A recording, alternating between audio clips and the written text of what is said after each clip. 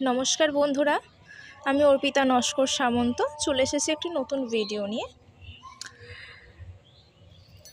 বেশ কয়েকদিন আগে এই জায়গাটা সামান্য কুঁড়ে কতগুলো বীজ আমরা ফেলেছিলাম। সেখান থেকে ছোট ছোট অঙ্কুর বেরিয়েছে, ছোট ছোট গাছ বেরিয়েছে। কি ভালো যে লাগছে, কি বলবো আপনাদের সাথে। এই দেখুন, এই যে গাছটা ছোট্ট বেরিয়েছে, এই যে এগুলো সব ঢ্যাঁড়স গাছ বেরোচ্ছে। তো এরকমভাবে 3টে লাইন ঢ্যাঁড়স গাছ বসানো আছে। আবার এই দেখুন,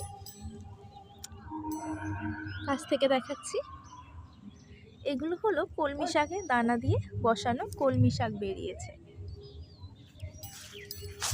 আর আমাদের এই পাশে আছে বটবটি গাছ। এই বটবটি গাছগুলো মাচাতে তুলতে হয় না, বিমস গাছের মতোই হয়, ছোট ছোট হয় বিমস গাছের মতো। তাই এইভাবে সারিবদ্ধভাবে বসানো হয়েছে। আমি তো ভীষণ এক্সাইটেড হয়ে গেছি সকাল সকাল এত সুন্দর দৃশ্য দেখে,